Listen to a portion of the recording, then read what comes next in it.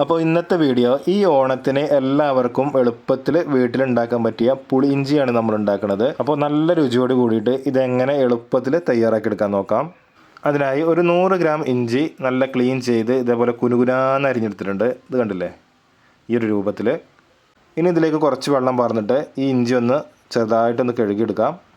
അപ്പോൾ ഇതിന് ചെറുതായിട്ടൊരു കറ ഉണ്ടാവും. ഇത് കുക്ക് ചെയ്യുമ്പോൾ ചട്ടിയിൽ ഒട്ടിപ്പിടിക്കാതിരിക്കാൻ വേണ്ടിയിട്ടാണ് ഇതൊന്ന് ഇതേപോലെ ഒന്ന് കഴുകിയെടുക്കുന്നത്.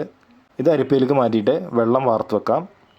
പിന്നെ ഒരു 100 ഗ്രാം വാളൻപുളി ഒരു അര കപ്പ് ചൂടുവെള്ളത്തിലിട്ട് വെച്ചാണ് അത് നമുക്ക് മാറ്റി വെക്കാം. പിന്നെ ഒരു 4 അച്ച് ശർക്കര എടുത്തിട്ടുണ്ട്. അത് ഇതേപോലെ ഒന്ന് ഉരുക്കിയെടുക്കുന്നുണ്ട്. അത് ഉരുക്കിയെടുത്തതിന് ശേഷം അത് നമുക്കൊന്ന് മാറ്റി വെക്കാം. പിന്നെ സ്റ്റൗ കത്തിച്ചതിന് ശേഷം ഒരു മൺചട്ടി എടുത്ത് വെച്ചിട്ടുണ്ട്.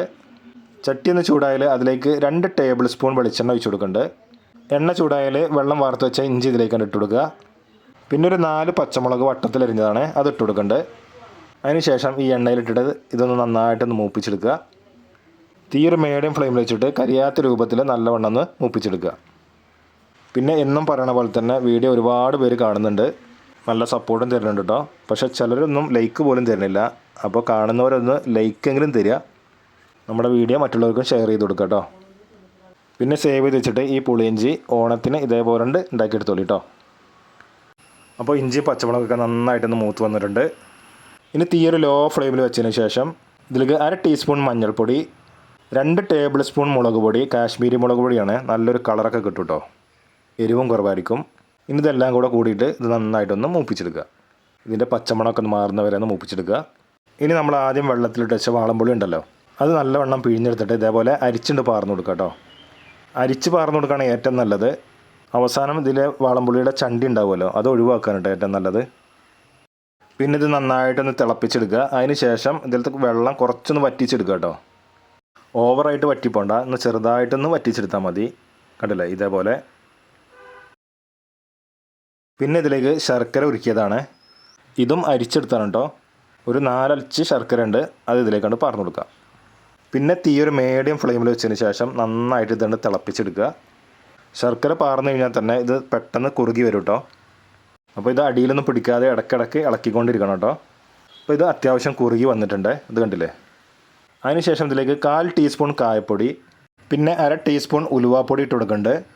ഇതിലേക്ക് ആവശ്യമായ ഉപ്പിട്ട് കൊടുക്കാം. 1 ടീസ്പൂൺ ഉപ്പ് ഇട്ട് കൊടുക്കുന്നുണ്ട്. എന്നിട്ട് ഇത് നന്നായിട്ട് മിക്സ് ചെയ്തെടുക്കുക. പിന്നെ ഇതിലത്തെ വെള്ളം ഒന്നുകൂടി ഒന്ന് വറ്റിച്ചെടുക്കണം. പുളിയിഞ്ചി നന്നായിട്ട് കുറുകിയിട്ടല്ലേ ഇരിക്കില്ലേ, കൈവിടാതെ ഇളക്കിക്കൊണ്ടിരിക്കുക. എന്നിട്ട് ഇതിലത്തെ ജലാംശമൊക്കെ ഒന്ന് വറ്റിച്ചെടുക്കുക.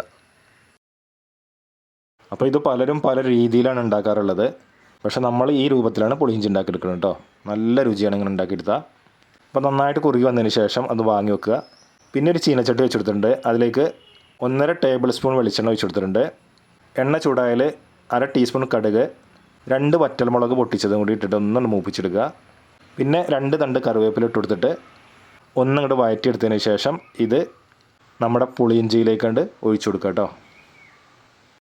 അപ്പോൾ ഇത്ര പണിയുള്ളൂ പുളിയിഞ്ചി ഉണ്ടാക്കിയെടുക്കാൻ. ഇനി ഇത് ഇരിക്കും തോറും ഒന്നുകൂടി നന്നായിട്ട് കുറുകി വരും കേട്ടോ, ചൂടാറി കഴിഞ്ഞാൽ.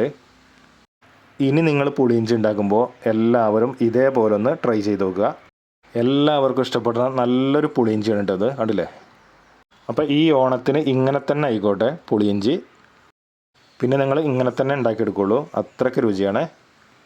അപ്പോൾ വീഡിയോ ഇഷ്ടമായാലൊന്ന് ലൈക്ക് ചെയ്യുക, ഷെയർ ചെയ്യുക, കമൻറ്റ് ചെയ്യുക, സബ്സ്ക്രൈബ് ചെയ്യുക, ഫേസ്ബുക്കിലാണെങ്കിൽ ഫോളോ ചെയ്യുക. ഇനി പുതിയൊരു വീഡിയോ ആയിട്ട് നമുക്ക് വീണ്ടും കാണാം.